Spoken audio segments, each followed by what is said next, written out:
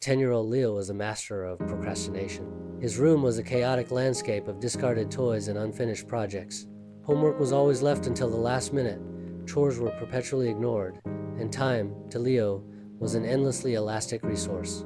His grandfather, a wise old man with eyes that held the wisdom of ages, observed this with a patient sigh.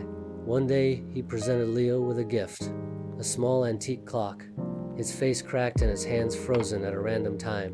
"This clock," his grandfather said, "represents your time. It's broken, just like your approach to it." Leo was unimpressed. He tossed the clock onto his cluttered desk, amongst the half-finished drawings and abandoned Lego castles. The next day, Leo missed his school bus due to his habitual dawdling. He ran, breathless and late, only to find the gates locked.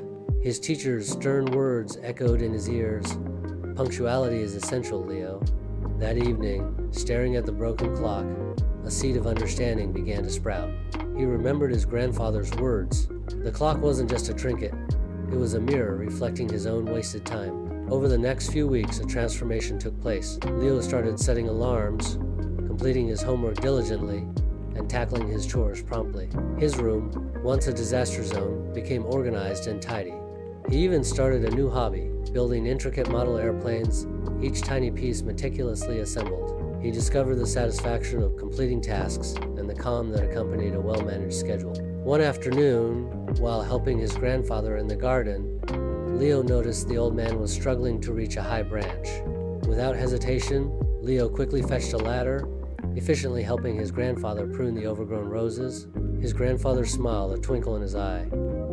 "See, Leo, a well-spent minute is worth more than a wasted hour." Leo nodded, understanding completely. The broken clock remained on his desk, a constant reminder of the valuable lesson he had learned. It was a symbol of his past, but also a testament to his newfound appreciation for time and the productive joy of using it wisely.